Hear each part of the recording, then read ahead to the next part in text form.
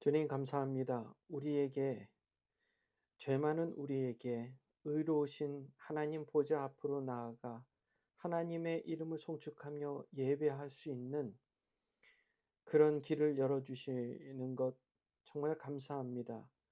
우리에게 예수 그리스도의 보혈의 능력이 없었다면 우리가 하나님 은혜의 보좌 앞으로 담대히 나아갈 수 없었을 것입니다. 주님 감사합니다. 우리가 주님 앞에 온전한 예배로 드려지는 우리의 삶이 되게 해 주시고, 하나님, 우리가 예배를 드리는 마음이 얼마나 주님 앞에 온전한지를 오늘 이 시간 말씀을 통해 잘 알게 해 주시옵소서. 우리를 너무나 사랑하시는 예수님의 이름으로 기도합니다. 아멘. 열왕기하 15장 27절에서 38절까지 말씀 함께 보겠습니다. 유다의 왕 아사랴 제52년에 르말랴의 아들 베가가 이스라엘 왕이 되어 사마리아에서 20년간 다스리며 여호와께서 보시기에 악을 행하여 이스라엘로 범죄하게 한 느밧의 아들 여로보암의 죄에서 떠나지 아니하였더라. 이스라엘 왕 베가 때 아수르 왕 디글랏 빌레셀이 와서 이온과 아벨벳 마아가와 야노아와 게데스와 하솔과 길랏과 갈릴리와 납달리 온 땅을 점령하고 그 백성을 사로잡아 아수르로 옮겼더라. 우시아의 아들 요담 제20년에 엘리야의 아들 호세아가 반역하여 르말랴의 아들 베가를 쳐 죽이고 대신하여 왕이 되니라. 베가의 남은 사적과 그가 행한 모든 일은 이스라엘 왕 역대지략에 기록되니라. 이스라엘의 왕 르말랴의 아들 베가 제2년에 유다 왕 우시아의 아들 요담이 왕이 되니 나이가 25세라. 예루살렘에서 16년간 다스리니라. 그의 어머니의 이름은 여루사라 사독의 딸이더라. 요담이 그의 아버지 우시아의 모든 행위대로 여호와께서 보시기에 정직히 행하였으나 오직 산당을 제거하지 아니하였으므로 백성이 여전히 그 산당에서 제사를 드리며 분향하였더라. 요담이 여호와의 성전의 윗문을 건축하니라. 요담의 남은 사적과 그가 행한 모든 일은 유다 왕 역대지략에 기록되지 아니하였느냐. 그때 여호와께서 비로소 아람 왕 르신과 르말랴의 아들 베가를 보내어 유다를 치게 하셨더라. 요담이 그의 조상들과 함께 잠에 그의 조상 다윗성의 조상들과 함께 장사되고 그 아들 아하스가 대신하여 왕이 되니라. 아멘. 아멘. 자, 온전한 예배를 드리자라는 우리가 제목으로 함께 말씀을 나누는데요. 자, 온전한 예배를 드리기 위해서는 이것을 알아야 됩니다. 우리가 매주 주일이면 예배의 장소로 같이 나와서 공적인 예배를 함께 드립니다. 평소에는 개인 예배로 삶을 살다가 이제 함께 모여 예배하는 그 예배, 공적 예배로 모입니다. 자, 혼자 있을 때든 모여서 예배하든 우리가 예배하는 이유, 왜 예배하는가, 하나님께 왜 예배를 드리는가 하는 그 마음을 좀 우리가 마음속에 돌이켜 봤으면 좋겠습니다. 자, 오늘 이제 말씀에 보면요. 유다 왕 아사랴 제52년에 르말랴의 아들 베가가 이스라엘의 왕이 됩니다. 그래서 이스라엘의 사마리아에서 20년간 다스렸는데요. 이 북이스라엘 얘기입니다. 북이스라엘. 그러니까 솔로몬 이후에 북이스라엘의 왕 여로보암이 있었고 그 여로보암 이후에 지금 베가가 18대 왕이에요. 18대 왕. 거의 한 200년 정도가 흐른 겁니다. 200년 좀 안 되는데요. 여로보암 왕이 초대 왕이 됐어요. 북이스라엘의 초대 왕이 됐어요. 솔로몬 이후에.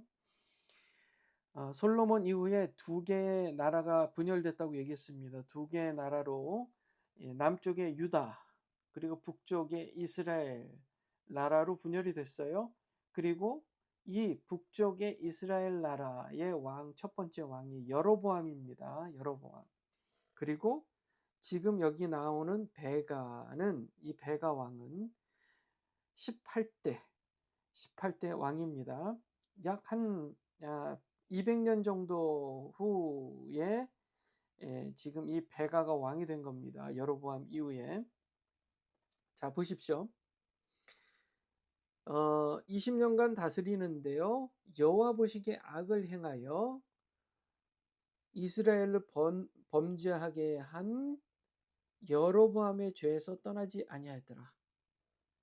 자, 거의 200년이 지난 상황에서도 여전히 지금 일대왕 여로보암의 죄에서 떠나지 않았다라고 얘기합니다.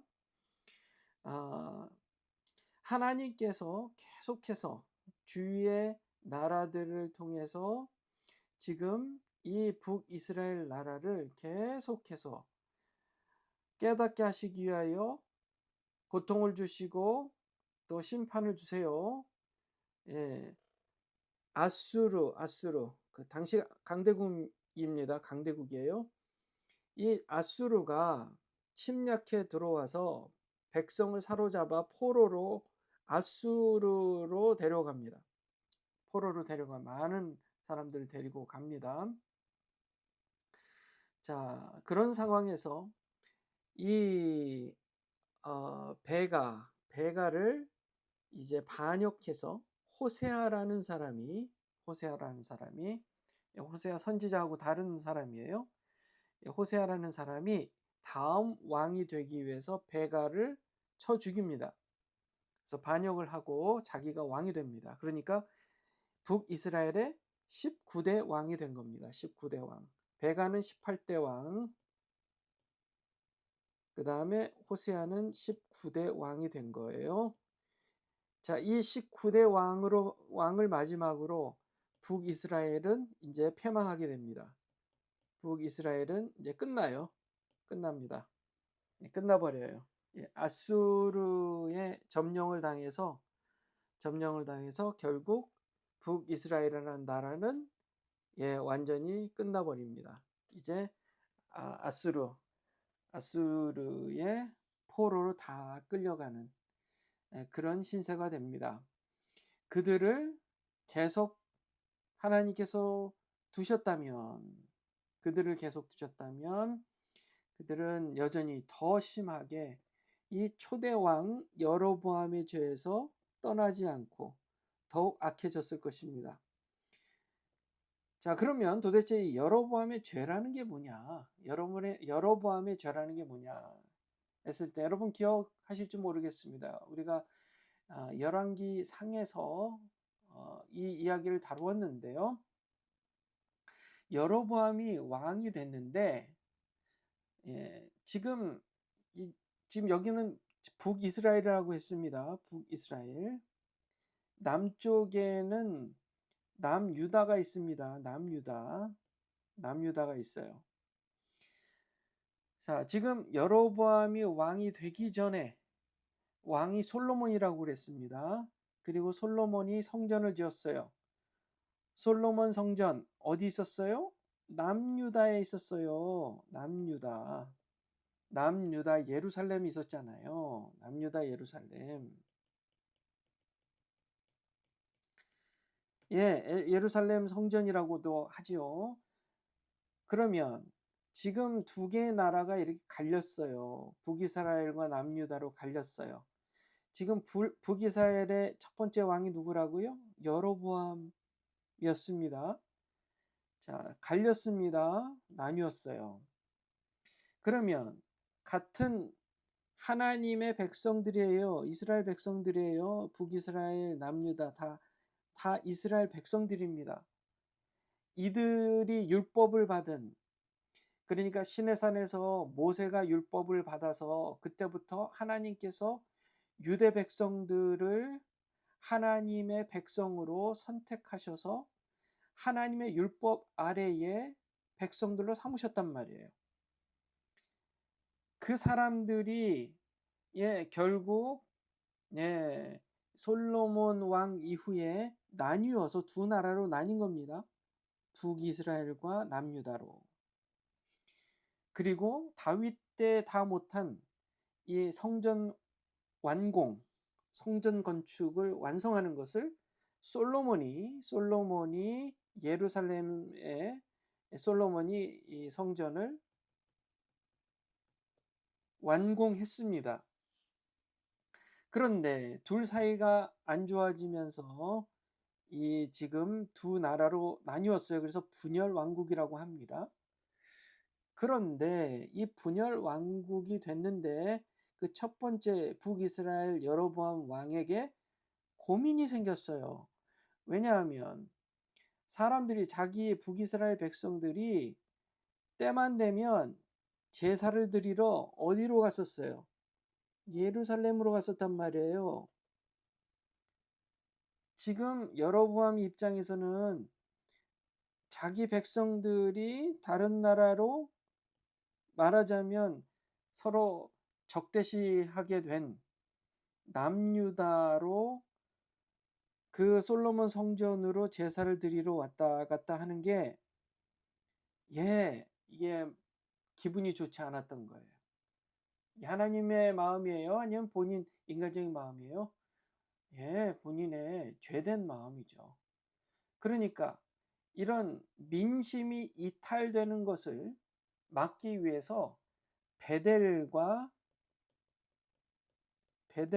단이라는 곳에 산당을 세웁니다. 산당이란 말은 high place, 높은 곳에 제사를 지내는 곳을 만들어 놓은 곳을 산당이라고 하는 거예요. 산당. 높은 곳에 하나님께 제사를 드려라. 여로보암이 그걸 두 곳에다가 만들어 놓은 거예요. 왜? 뭘 하기 위해서요? 자기 백성들이 남유다로 가지 않고 자기 나라 안에 있는 베델과 단에 가서 제사를 드리도록 그렇게 한 겁니다.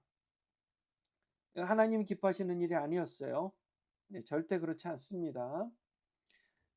왜냐하면 산당을 만든다는 것은 당시에 그 가나안 땅의 문화에서는 말하자면 가나안 땅에 우상을 섬기고 미시는 잡신을 섬겼던 그런 산당들의 문화를 일종의 받아들인 겁니다.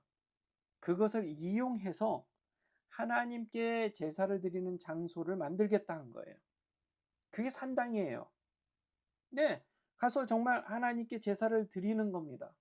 그런데 분명히 하나님께서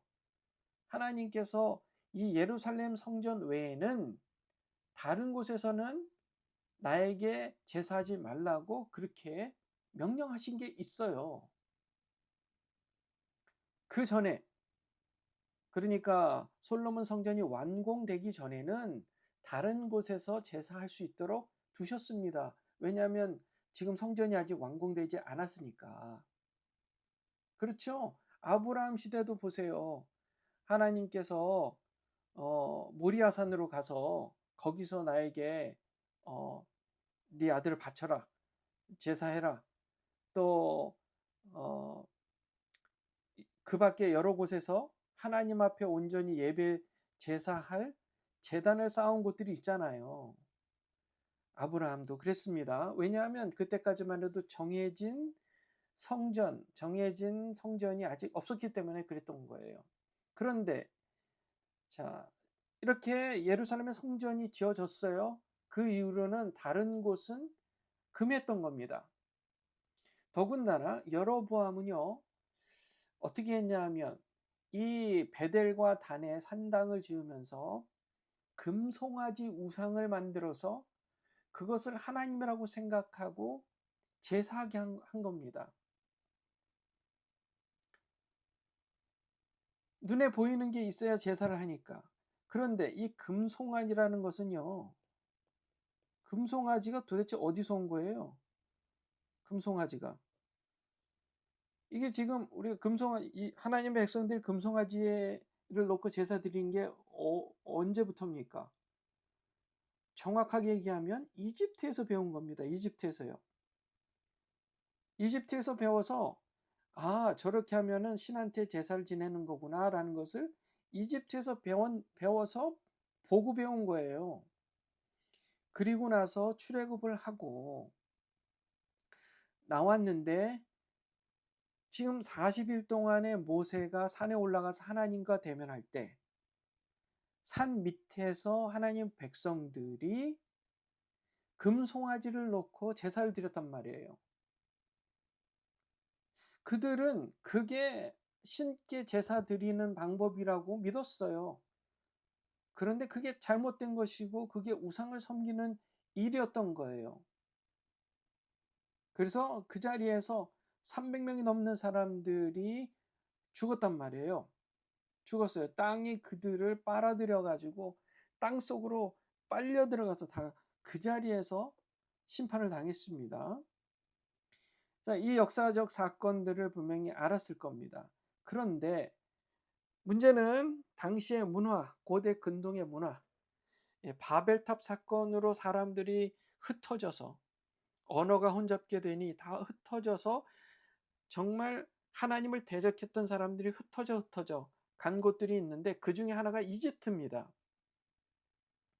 이집트의 선조들부터 해서 이집트의 자손들까지 그들은 여호와 하나님을 대적하는 사람들이었어요. 그리고 우상, 잡신들을 섬겼던 사람들이었어요. 그들의 갖고 있었던 우상 섬김의 대상 중에서 이 금송아지를 섬기는 것은 전통이었습니다. 그런 문화가 있었던 거예요. 메소포타미아 지역, 또 가나안 땅의 지역, 이런 지역들로도 바베탈 사건 이후에 하나님을 대항했던 사람들이 내려와서 여전히 하나님 말고 다른 우상을 섬겼던 겁니다. 그것을 이스라엘 사람들이 배웠고 지금 이 여로보암도 북이스라엘 왕으로서 하나님께 온전히 제사를 드리는 것으로 백성들을 인도해야 됐을 텐데 그는 그저 그 땅의 전통적인 방식 그리고 민심 이탈에 대한 두려움 때문에 불안감 때문에 하나님의 율법을 경각심을 갖고 두려워하는 마음을 하나님의 율법을 따르지 않고 그저 자기 편리한 대로 금송아지를 세운 베델과 단이라는 산당들을 세워서 백성들로 하여금 이스라엘로 하여금 범죄하게 한 겁니다. 범죄하게 한 거예요. 자, 그런 여로보암 왕의 이 죄악이요. 이 죄악이 자, 언제까지 내려왔다고요? 200년 동안 흘러내려왔어요. 지금 여기 베가 18대 왕 베가까지도 온 거고 자, 이 사람이 여로보암의 죄에서 떠나지 아니하였다. 그렇게 지금 얘기하고 있는 것입니다. 그 아래에 보면 이번에는 우시야 왕 어느 나라 왕이에요? 남유다. 이번엔 남유다 얘기입니다. 그런데 똑같이 뭘 했냐 하면요. 그들도 35절에 뭐예요?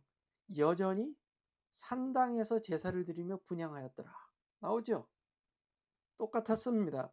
여기는 더군다나 남유다에 예루살렘 성전이 있음에도 불구하고 산당에서 제사를 드린 겁니다. 자, 이 산당에서 제사를 드리는 것은 어떤 사람들은 여호와라는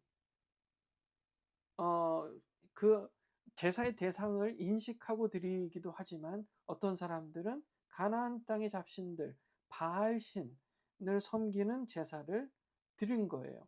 율법이 지정한 하나님에 대한 제사를 따르지 않고 가나안 땅에 우상이 팽배했던 그 땅의 전통적인 종교 방식을 따라 그들이 편리한 대로 제사를 드린 것입니다. 자, 이렇게 북이스라엘과 남유다가 산당이라는 것, 버리지 못했던 이유는 뭐냐 하면 그들은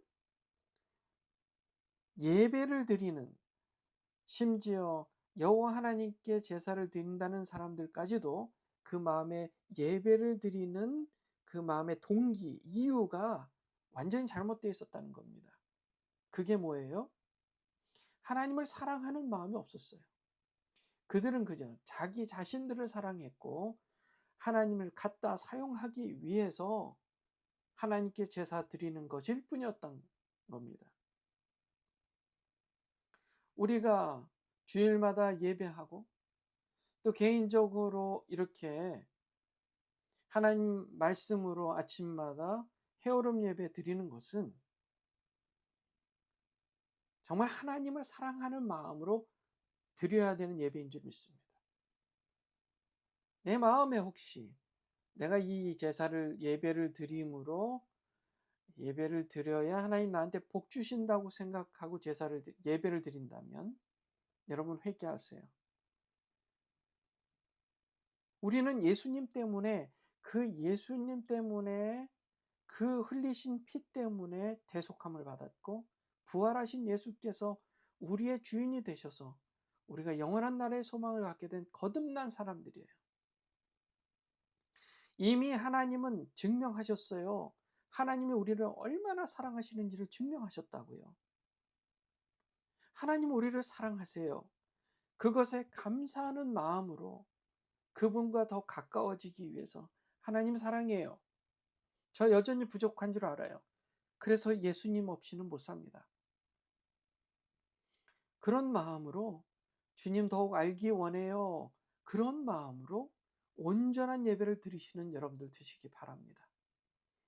북이스라엘 사람들, 남유다의 사람들 이 당시 이들도 할 말이 있을 거예요. 우리도 여호와 하나님께 제사 드렸습니다. 베델이든 단이든 어쨌든 뭐 금송아지든 그게 중요한 게 아니잖아요. 우리도 희생 제물을 바쳤어요. 라고 할 말이 있을 거 아니에요. 네, 지금 사는 크리스찬들도 할 말이 있을 거예요. 우리 매일 아침에 묵상하고 기도하고 또 예배당 나가서 예배하지 않습니까? 그런데요, 그 이유가 중요하다는 거예요. 이유가요. 하나님을 사랑하는 마음으로 예배 자리로 가지 않는다면 우리는 말로는 하나님 앞에 나아가고 예수 그리스도 앞에 나아가지만 어쩌면 금송아지 앞에 나아가는 예배를 드리고 있다는 사실. 그럼 우리가 영적인 경각심을 가지고 하나님 앞에 더욱 사랑하는 마음으로 정직하게 이런 종교적인 마음들 다 버리고요. 인격적으로 하나님을 사랑하는 마음으로 여러분들의 삶을 산 제사로 드리고 또 온전한 예배로 개인적인 또 공적 예배로 예배 자리로 나가시기를 주님의 이름으로 축원합니다. 하나님 아버지 감사합니다. 예수 그리스도의 보혈의 피로 우리를 구원해 주시고 그 사랑에 감사하여 매일 복된 삶을 살게 해주신 것 감사합니다. 우린 여전히 내 마음속에 나도 모르게 우상을 섬기고 나 자신을 우상처럼 생각하고 하나님을 갖다 쓰는 그런 패역한 마음을 갖고 있다는 사실을 이 시간 정직히 고백하고 회개합니다. 그러나 동시에 또 감사합니다. 이런 우리를 여전히 사랑하시고 우리를 기다려주시는 하나님의 그 사랑이 얼마나 크신지요. 우리에게 그 사랑을 보여주신 우리가 아직 죄인 되었을 때 주님께서 우리를 위하여 죽으심으로 하나님께서 우리에 대한 자기 사랑을 확증하신 그 사랑의 그 은혜, 그 사랑을 십자가의 보혈로 demonstrate 확증하신 그 은혜 감사합니다. 그 믿음으로 하나님 오늘도 개인적으로 또 주일날도 온전한 예배로 나아가는 우리 모두가 되게 해주시옵소서. 예수님의 이름으로 기도합니다. 아멘. 오늘 이 말씀 가지고 여러분 깊이 묵상하시고 계속해서 미국을 위해서 11월에 있을 대통령 선거를 위해서 기도해 주시고 이스라엘을 위해서 기도해 주시고요. 또 북한 땅에 하루속히 열려서 그곳에 복음이 들어갈 수 있도록 여러분 기도해 주시고 또 서로를 위해서 중보하며 기도하는 시간 갖겠습니다. 기도하시겠습니다.